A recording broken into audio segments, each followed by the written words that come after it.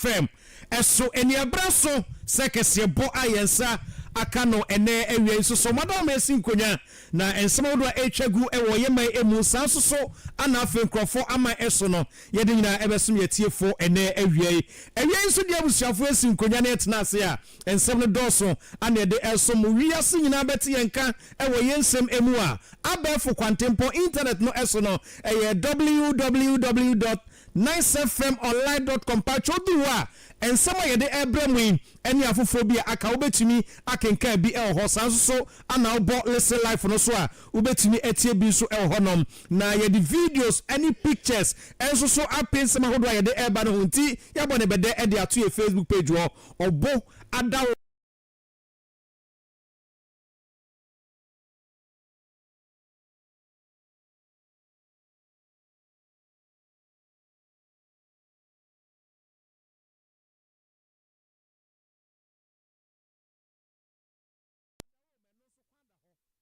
0242671744 0242671744 na eno so yetumi akenka ede amamo ewien so de busafo baadefo ana yehie so dia enkrantenketwa yenya aba no kwa bia so ewose etwa na ye konsem ne doso dedimo akotene ebi enie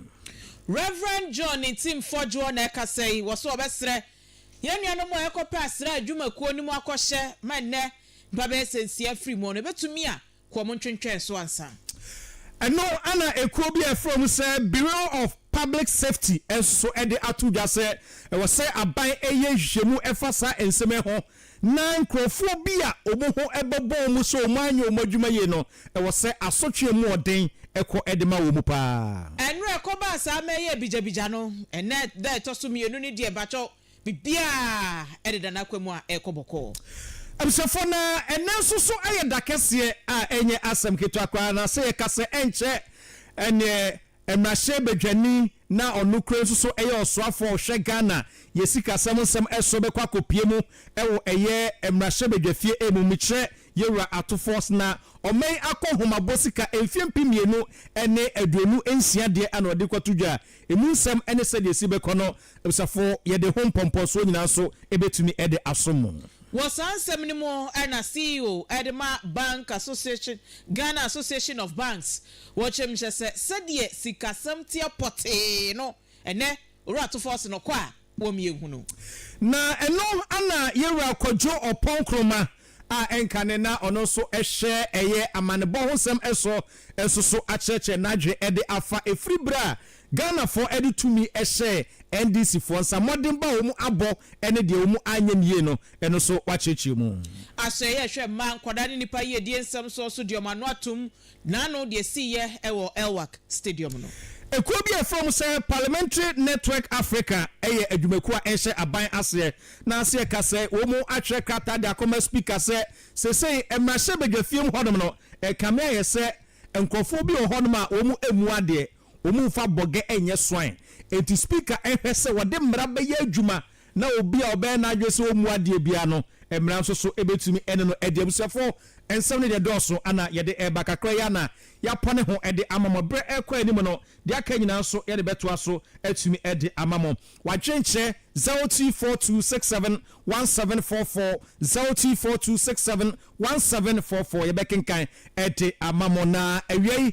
yemfa na se kese emanyumaku ahodo a wo mu ana API Addition Herbal Clinic Saudi na stroke also diabetes pressure rheumatism asthma and sexual weakness Addition Herbal Clinic go more France on be who for sorry dan open bana so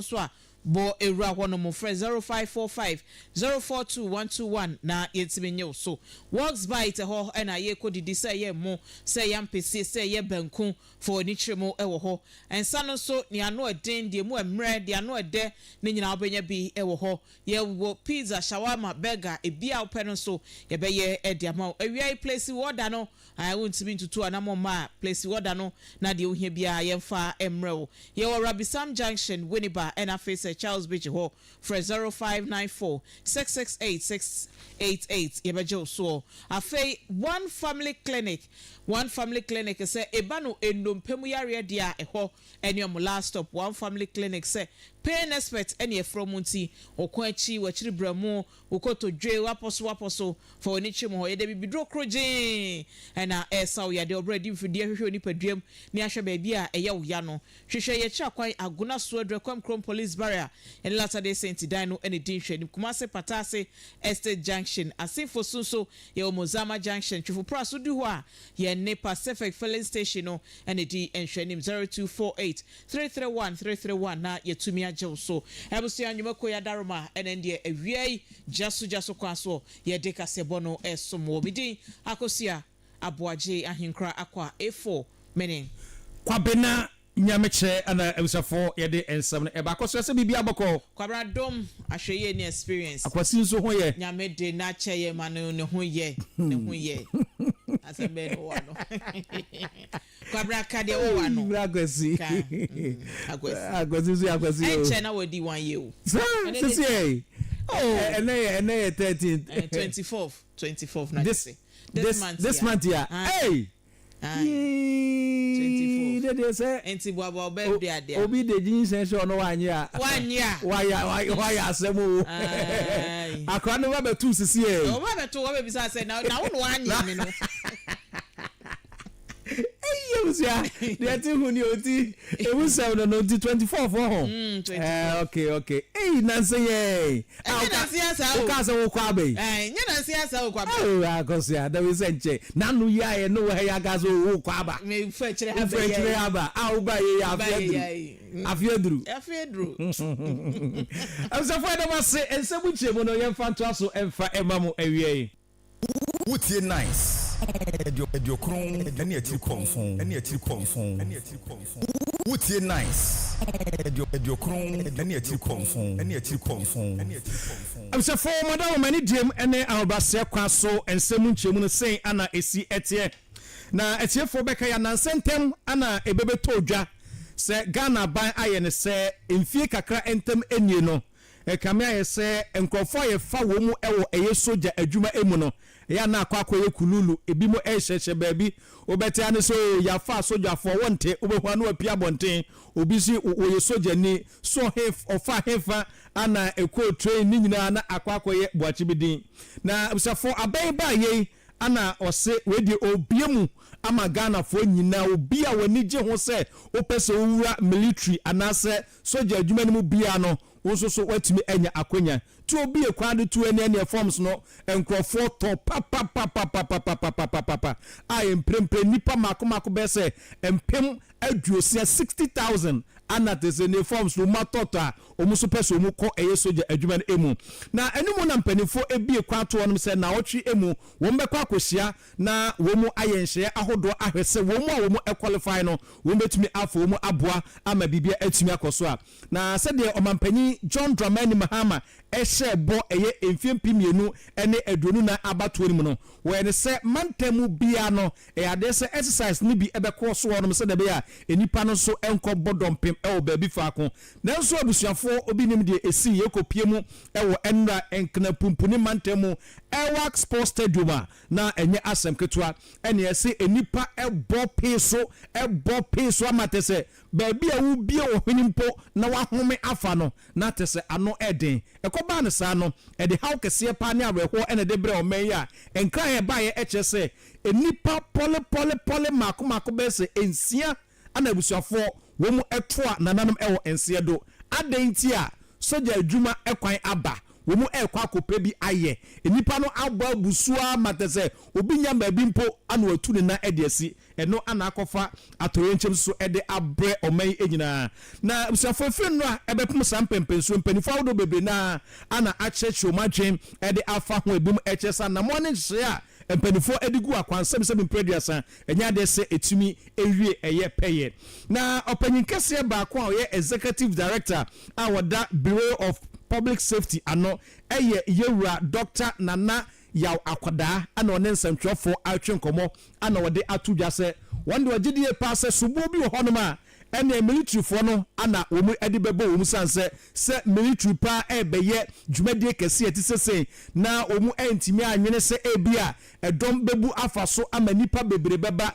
eti hyehyɛ baako mienu miensa yemfa nto akwan so wo mu entimi anye na afo masa ba abonte ba be cheche nsem a wo se entweye sa me wo se koma ba abonte aba be pagana fo nyina akyɛw ɛsɛ ade wo mu ɛyɛ no so bu bi ho no ma ɛwo se wo mu ana yɛde ebo wo mu na wakyerem sɛ obetai aban ene nnwumaku ahodo mu ekasa aban enye nhwemu ni nyina achi no asa aban se nhwemu no eba na wieye ne kokoba se bia ye te sensen na se nipa bi ene kɔbɔ no na wanye na adwuma ye ema nipa ɛbɔ saa dompem na wo mbɛhɛ sɛ asotwe ai mu ɔden no yɛmfa ɛma saa nipa korɔ no na yɛwura akwada atwɛkyɛ ensɛm ahodo bebre mu a yɛtwe kakra nti yɛntie sɛ de ne nsɛm na esi ɛteɛ. Mass recruitment is a very high-risk operation. When you are, first of all, people who are coming there to come and look for jobs, they are highly stressed, they are very anxious, and so I won't excuse the military that they did not anticipate this. If it was a musical show by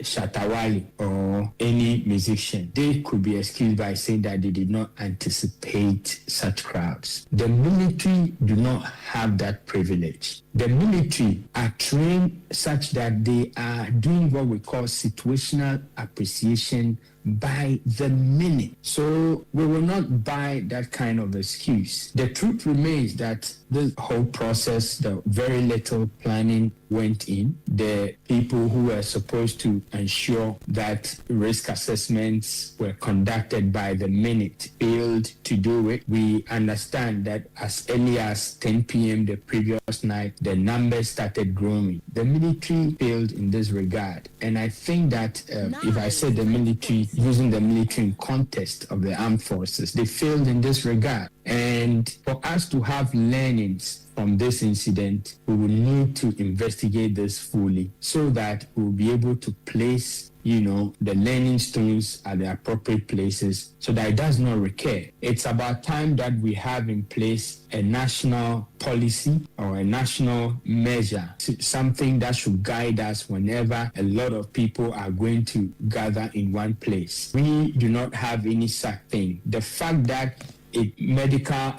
paramedics were not on site when people were collapsing here and there shows a gap. The fact that probably the police were not on site, or if they were on site, they were not there in their numbers. So it was incumbent on the military to provide crowd marshals. My understanding is that these were not in place. So we have failed. And we did not fail any group of people than the generations of tomorrow. As we speak today, 6 lives have been lost. 6 precious lives that were not going to rob, they were not going to a concert, but they were only going to look for the opportunity to serve Mother Ghana. Following the investigations, if it is established that there were gaps in place, gaps that we could have anticipated, there were lapses that we could have seen to address, and we failed to do so, then we must hold people accountable.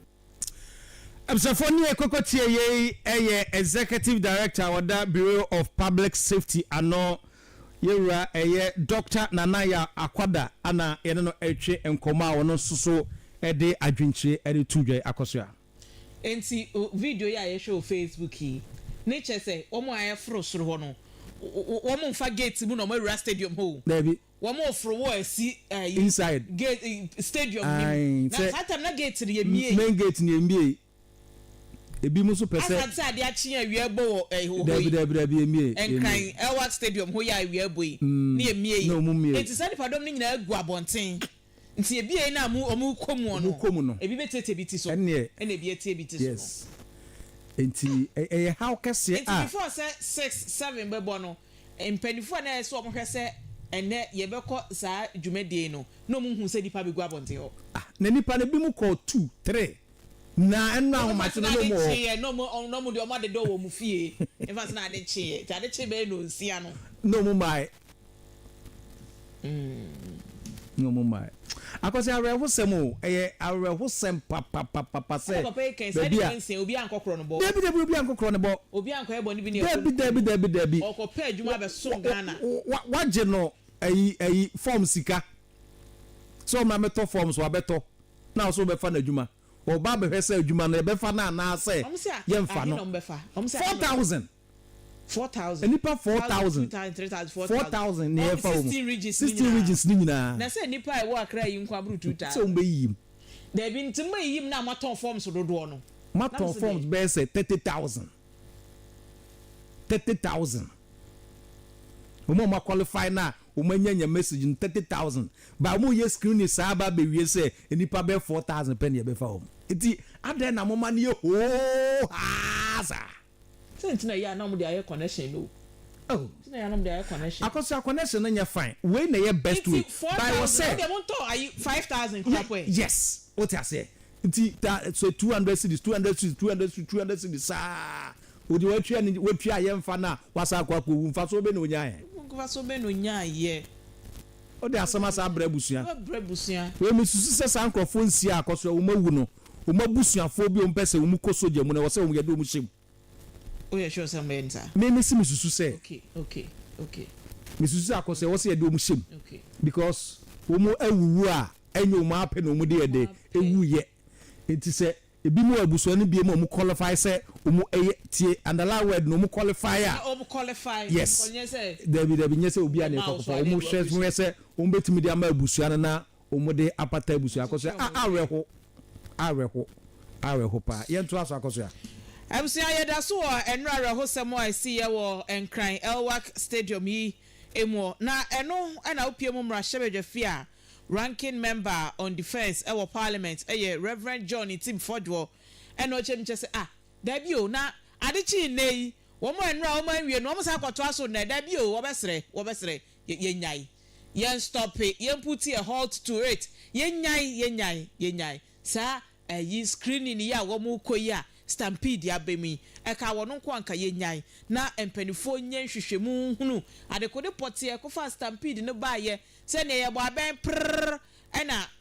obi tia ba ko 19 na ba ko tehwe na ba ko ahunu ba ko tia no na chese ekofa asa baaye na se ye bo apayo bi ena obi sum obi mane to form na enipa no bufa so na bi tietie bi ti so a ye nhunu esanse entimi nkoba se obi a wo pe kwan abesom o my Ghana ope kwan abesom man no na se kofa arehosem enti sei ba nto no de e ka wono nko a anka dwumadie no empanifo emfa bo nto so kakra ansana.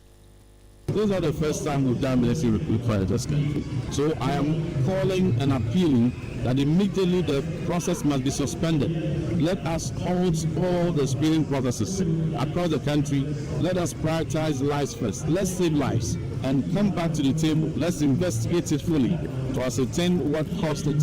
After that, let's ensure that we put in proper measures. Let's schedule very reasonable, optimum number of people every day, spread them out, engage the public for them to know the particular timetable and the schedule, and send communicate to potential recruits. So that each one will come at the time appointed, particularly in the highly subscribed centers, Elwak, Ashanti, and elsewhere. Let's suspend the process immediately and let us go back to the table and let us help them and support them to put in place a very good schedule, and then we can recommence the process. When we started calling that the Minister for Defense the substantive Minister for Defense ought to be appointed, then he did politics with it.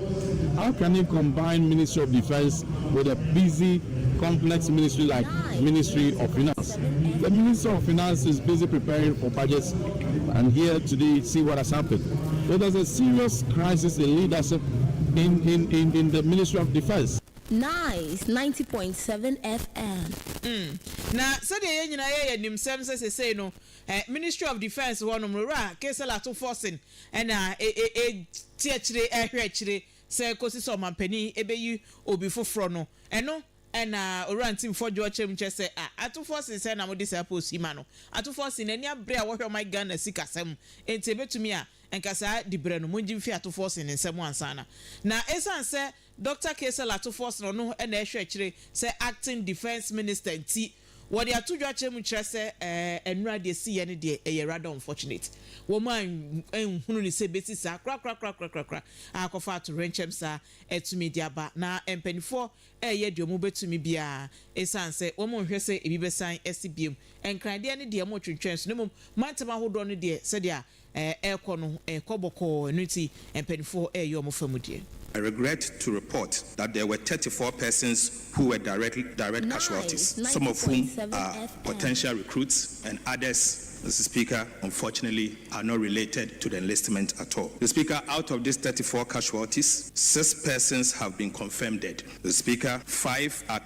are critical, and as we speak, they are the ICU. Right, Honorable Speaker, 12 are fairly critical. The Speaker, the rest are stable and under observation. Additionally, there's a reported case of one person hospitalized at the Kumasi Recruitment Center, though that incident is unrelated to the stampede in Accra. The Speaker, in light of this development, the Ministry of Defense has halted the recruitment process in Accra until further notice. I wish to assure honorable members that in all other regions, the exercise is progressing smoothly and without incident. Right, Honorable Speaker, the Ministry of Defense deeply mourns the loss of life and extend condolences to the affected families. We are working closely with the Ghana Armed Forces, medical teams, and law enforcement agencies to provide full support to the injured and to investigate the circumstances that led to this tragedy. Mr. Speaker, as a result, the Ghana Armed Forces has instituted an internal board of inquiry to investigate the causes of this unfortunate incident. Right, Honorable Speaker, the safety and dignity of applicants remains paramount, and the ministry will take every step necessary to prevent reoccurrence of this matter. Mr. Speaker, I so submit. Entiora to force no say I busuafo a mahwema de she mamoyako munue wai naja de aba na aba no. Abusafo yegusu ye wo sa ensem emua na abusafo ko ba se enra sa atorenchemi echimi ekoso ewo eye enkrapumpuni mantemu no na mantam ahodo ni nyina soso no ade se exercise no na ekoso ewo honom na ene ye hwese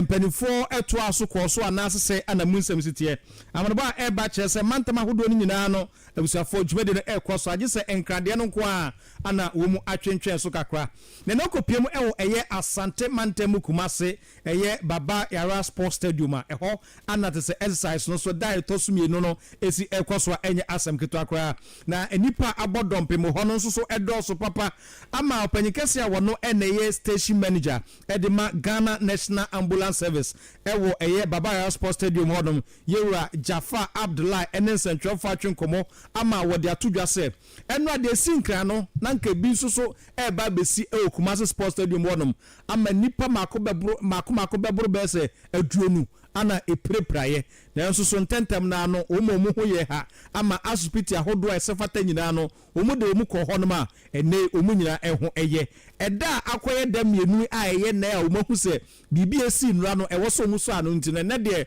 ambulance ahodo na nhia ahodo bi a ɛwɔ so omo de gu akwa so ɛwɔ Baba Yara Sports Stadium no omo ayɛ enhye no enyina yentie enchemu ahodo bi a wɔde eja Central 4. Actually, we are really ready for whatever will happen because of the yesterday, a lot of things were taken to my surprise. So because of that, there's a lot of preparation towards today, whatever will happen. But we hope that the arrangement that we see today, we are not expecting anything closer to what happened yesterday because today we well arranged. Some people have been asked to go home to come on Saturday. There's some of the department. So I think today is far better compared to yesterday. Because not less than 20 people. Unfortunately, because of the way they came here, it was some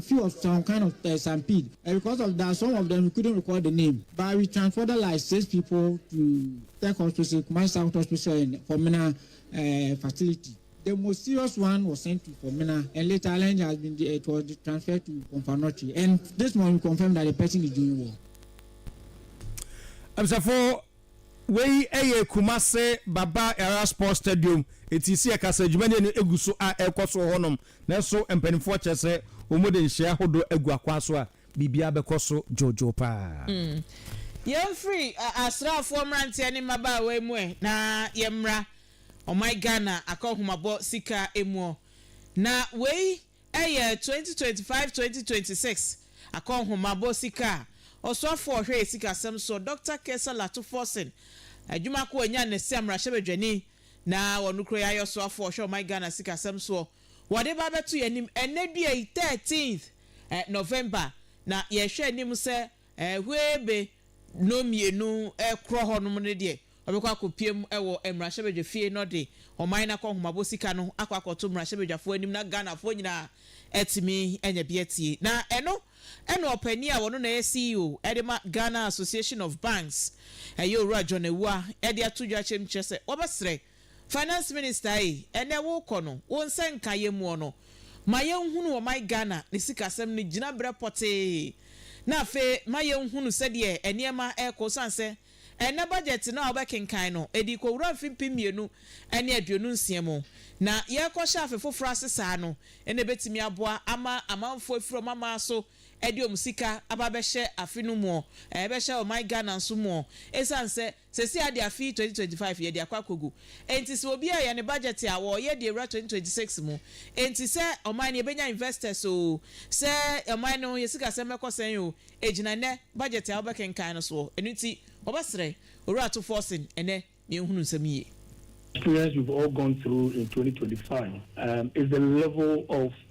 discipline around government expenditure. And it is one key slippage point that successive governments have recorded, which always send us into the ditch. So to the extent that we've had that level of discipline, there's a level of consolidation, fiscal consolidation. I mean, that is what happens to us as individuals. And we make up the countries from the individual to the household to the economy. So if you don't have it, you can't spend it. Yes, we all want the government to improve revenue mobilization, but in the event that revenue is not forthcoming, you cannot spend that which you do not have. But hitherto, what we have seen is even when we don't have, we have avenues for catching up so that we can do that which we wanted to do. So we want the minister to stay the course because stability is the name of the game. Consolidate the stability, make it well grounded. It is only when we have been able to achieve that we can begin tackling the structural deficiencies. How do we pump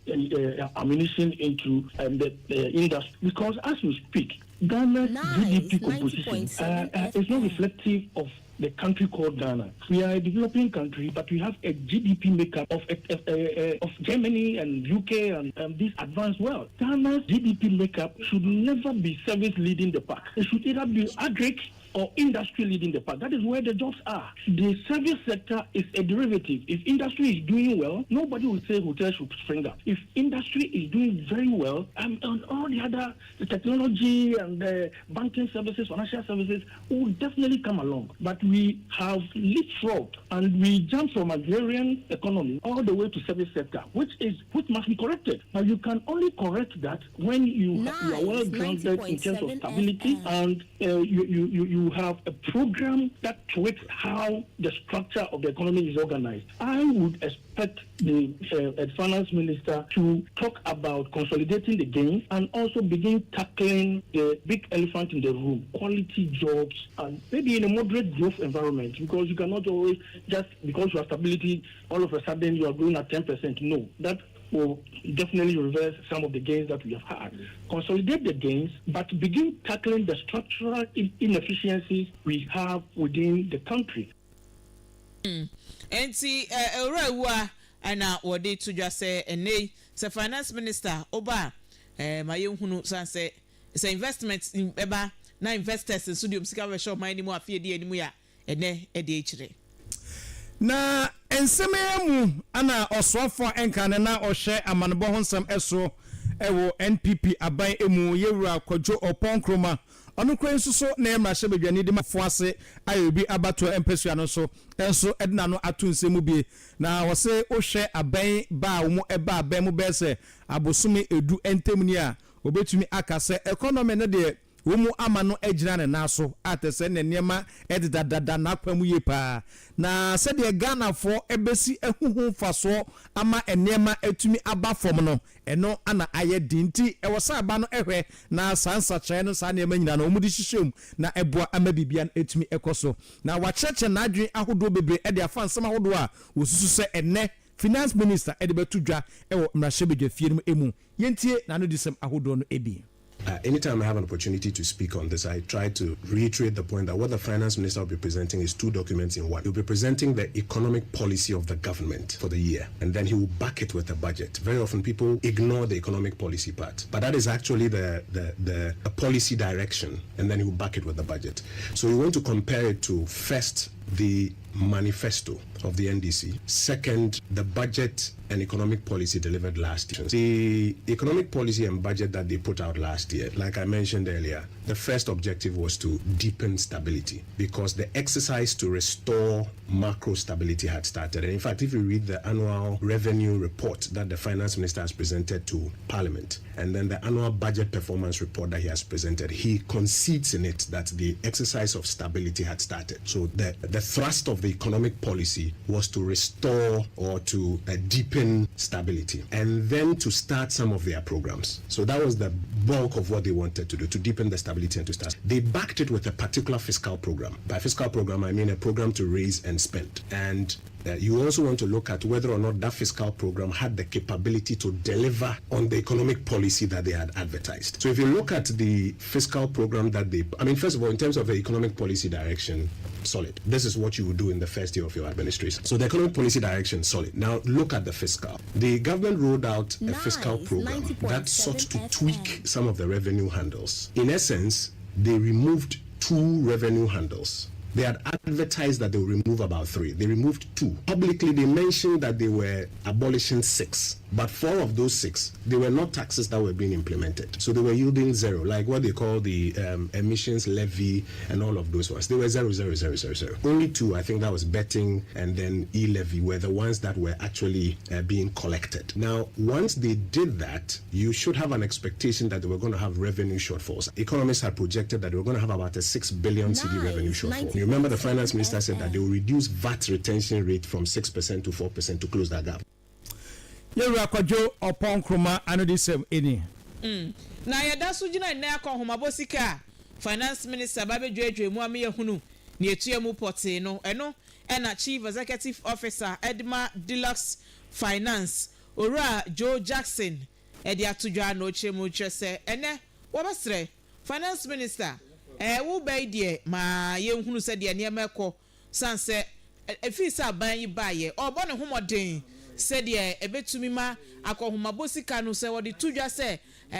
asoye a ehwe kuayonsem so sika opepepepe baako na afi mudi a wo mo hwe se opepepe baako no ano mudie menkoye se eyi we de me ana meka wo menkoye se ECG fo de dia wo mo kopie mo public account committee a bibi budget je so mo diom sika na manabro omo de yeden so a om se ya ma mete ma omutimi gasa bibia enti Deluxe CEO HSE wobetre finance minister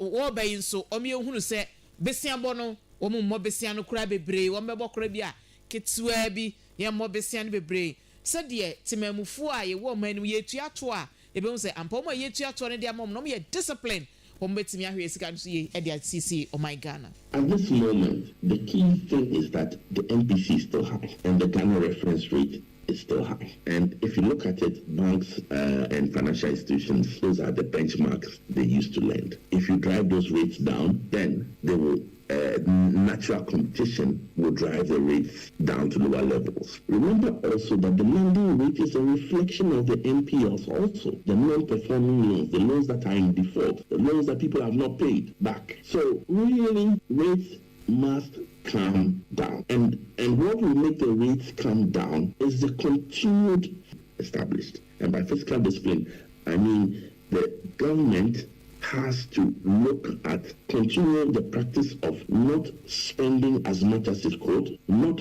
borrowing as much as it could, and keeping discipline where its finances are concerned, making sure that it maintains a primary surplus, if not at worst a primary balance, then and keeping its budget deficit, that is the amount of borrowing that he has to undertake to support its budget, at a low rate. Those are things that must happen. And for those things to happen, this government must look at returning to the local bond market and even to the FX foreign bond market. Because when you borrow locally, when the government continues to borrow locally, from the using, then it is still driving, rates are still high. When you borrow from outside, that borrowing does not affect the local rates and can keep local rates low. And that is why we continue to say, maybe given the discipline that has been shown so far, it is time to return to the foreign markets. Eti asam no na ejina yati asumo no jina so mai abusafo yenko ahoma no eso na yembo nkomo kakra ye ni yewura Clement Akolo ana ekwa akobon nkomo na abusafo se de yeli na nse niam ahodo a ekoso ewo eye emrahye bejafie mu ne ya ne ntiyese wo mu ede krata apie abonten a wo mu eka che speaker of parliament se na nse kamia ye se niam bi koso hono ma wo mu eni enje hunti speaker enhwe na eduru baabi a sotwe eda no wo mu emfanto se de be ye beboa ama bibia no atimi akoso na ekwaefo mu se Parliamentary Network Africa aye adwumaku a enhye aban ase wo mu ana eka ne se opanya ode krata pia abonte a ne nsa ehya ase yewura Clement Akolo ono ana ye communication officer no edin komo ede afa enseme ho yewura tenka ewie ye mo akwa baba Nyce FM so ba jo mi da mo yo wadama yensa kamokrata mwachro ede ebi ato akoma speaker adoma de port number se mo che okrata animu yo na ya Tv and say Mr. Speaker ede a photo bi ebe Ghana for and after judiciary say the court so appointment committee danon na you say minority leader and majority leader yi nsemano na I say ka so momento na nsem assess appointment committee no na only say ya kaka say we ama na apo atete nipa asom na ni na say the Parliament of Ghana, the assembly that we see now, you appointment committee once a month. That's why I say, as a money abba, if you are talking to Obi and Obi at them and Obi any here. Now, they don't want to say, Speaker of Parliament, no about the patch now or you. Yeah. After your catcher, the man said, almost and yes, I did. And it's some if you want, she ate it, then she will be also Emma, no, for your chair. I call you, or your chair, I'm a football. If you know, you don't want to say to you. You say, a patch on a dorsal. Okay. It's in a bear. And Mr. Speaker, no, ever a patch on no empty baby. Now, the offer to stay in your say, office here, and you have read there. Now, of a training for one after there. And the almost a tribunal. The setting up committee. I say that ad hoc committee, and pushing our report. Now, so Parliament, any chairs, I report to you and can't say. Recommendation we any demand assumption if you ever share assumption after say the bear or share them anything you know the person will confirm that report no we do and bye not the baby almost this not the say train so say the bear or share same way essence you it is ya this idea they call the Speaker of Parliament any parliament no say kata no adoso if you are no yama action, any juma, not young children, or yet, Emma or more Macano. Eti pediamoke de na se mo hu se speaker ase wajeje mrashebeja fono so ache atese opiepie mo de sesum ya asesa wonka wo manim pacho sa pepe na mpesa mochi sa pepe wajeje mo so ache the future statement you are the growth attitude no I would do Baba Miss Anjamano. I am a say, see, so now more than Pala, now I'm going to say, you see, I will say, I'm a baby with Chapti. I'm a Parliament Hoopy. I will Mr. Speaker, I'm not the time Hoopy. Ebi a waji ewo amama nyina ama yamano leadership of so many associations, including IPE, IPE, former family. If you know, if you are the only on down Baba no job, not on money name break, not on crack the ship on the members of parliament. Say that they are, we are don't say there are consequences to actions. So we be na answer kwemwa. Yo, Yera Clement Akolo ene Adaroma yebeda wase ene nchiremu a wode abaye na edu asia bibia ni a yebesa aba nche biem. Yo, yes we da masibe. Amsafo yene Parliamentary Network Africa for penifo ana edin komo Yera Clement Akolo ono ene ne amansa edin kita ho edema adwumakuoi ana yene na atwe komo nti akoso ya chese speaker mrashebejafo no ojiji wo muso dodo nti speaker hwe na akoda de bia o kana hwe wo yem ka o hwe no yem ka o hwe ye wo saa na akoso ya wantia na weduru ba bi no de apia bonten se we no akoye se wa ma wo ba nsu a ono ba mu wasu daachi enti se speaker hwe an ka bibia nkyere wo mo amfo mo ansi kwa no so mo ebi mo anya nse hunu no a o meya ne aka se speaker ne leadership enye entu se bia na ntisa bese wa anya ne se beduru ba bi nkofo be ka kire no nkofo be ka kire no enso papa iba ye amai bebre so ede ye speaker etoto omo de ho very well toto omo de ho mrahye medwafo ni bimo eni anso omo ho so omo no ho me no so sa na no say last 2 weeks she absenteeism ya record ye dodo na anko parliament enso abana to ni titiriw no MP nya kwan wo be lobby beto nya kwan wo hyemra emra hyebedwafie wo ye emra hyebedwani yese ho na kotena wati asie enso omonko oni hwan koka na de ha onkokora so no a emra da ho se betwro bekire adokro nti a wama eno so a emra hyebedwa na o ye hwadwuma no wo mu Ghana for na to abama no enti won twro wo de won twro ade se fa na ya lawyer for wo be ko to constitution de akanta na ni na de se obubu fa so no ko do na wonya won ko law school cry isa so pe MP dignity wo be ko law school wo be ko mokola wo be ko law school it was speaker mamra ye adwuma omo wo ho nyina ni mumra omo nyina ni mumra ai ti bia ni wa ye ne kwatara wasa da bi the obi ya wo bia ni mumra eye bo apa anya hwekra no se on call law school no kra parliament hye mu no se mra wo sua sa mra ni nyina constitution ni kra no awe ne baba no de akotena ho eye bo apa yo observer that sinti Parliamentary Network Africa for ana HM no se ene wo se speaker ema no homene so na oma emra no so etimi eye adwuma usai da masem for madwenche no bi entwa so emfa ema mo na godson there wo de free eye Mary Street a wo de aba no se Ghana for wo se ye enema papa edefa eye sa recruitment yi ho se de be beboa amanema so etimi akoso ye godson ana o de free Mary Street a ono so ede message we enso so ede baye when so dia wode aba no se otie live ede free ono ankasa na adwumam o se fa ne sofo kobna nikachi ne message enso so eno no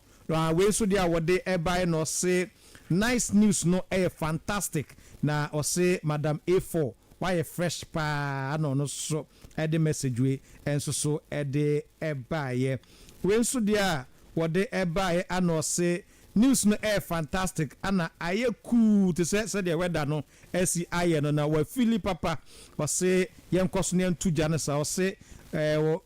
news no live powerful block factory new winneba say ima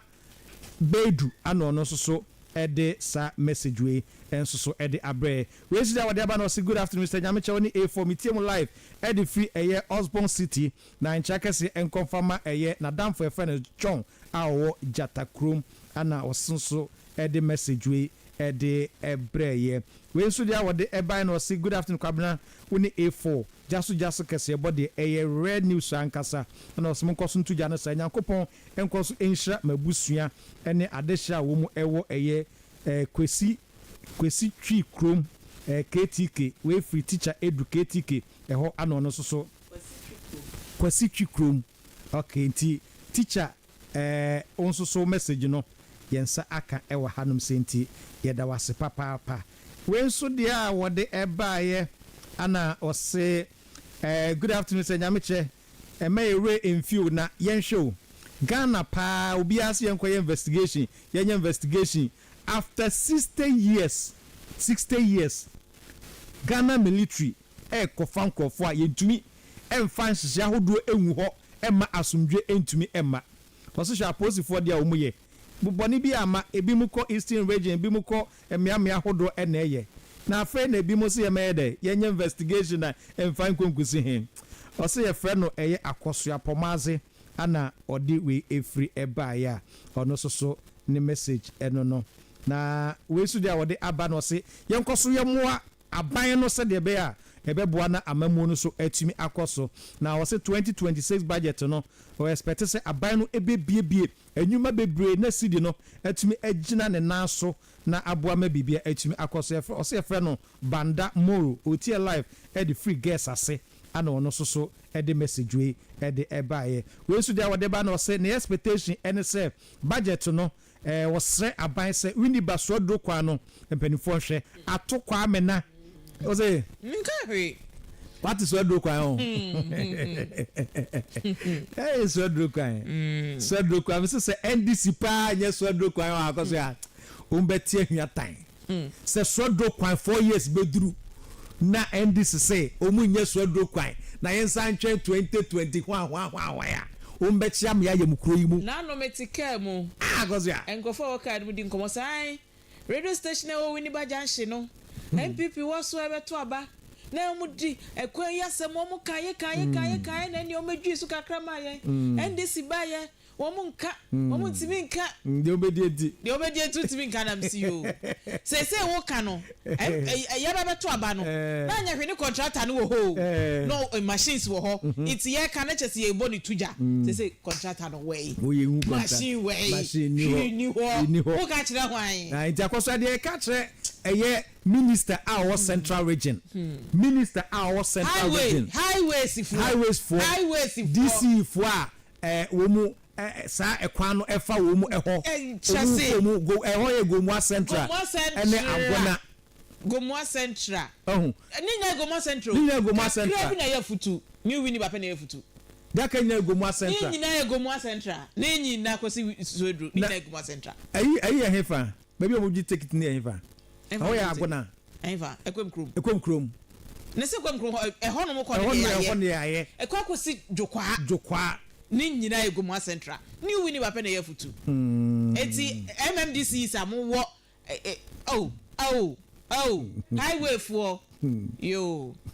absenti yesremo ye de yesem ne ye kan hwe obi animu ye ka ye yaka ofia se so do kwan enye ndc ni na nam so enye MPP ni na nam so so do wini ba kwan eye Ghana fo nyina mo ye besa beto aba 2028 na kwa reda so da akoso ya David ezi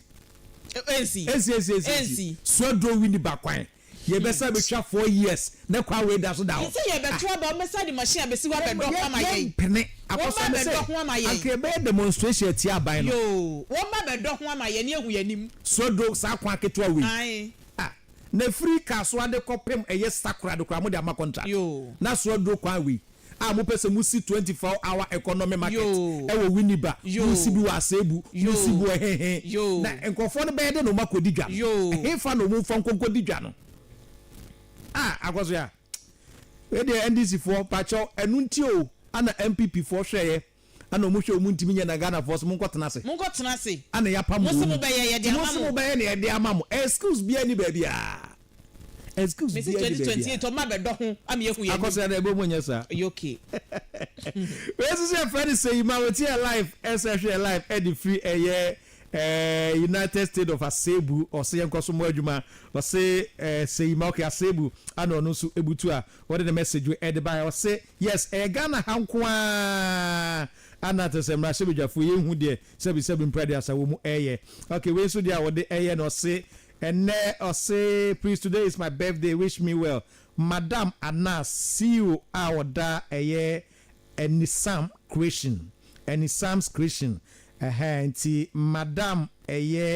Anas CEO awoda any Sam's creation patron ne wawoda we show happy birthday ano no so etumi edi abampacho akosa Facebook akra ho ana yemfansi yebe na ato na yemfanto etie for anim se budget no enche na finance minister ede kwa akotudwa ewo emrahebedwafie emu enti bibia aye set enche ebusuade bekoso bia no ye de bebre mo live ewo ejumade eso na monsoso matumi ehu de ekoti sambe ye ne ntentem na ye de nkaibo no atumi ede abremo ene monfa nche bibi nti sports emaso ye befa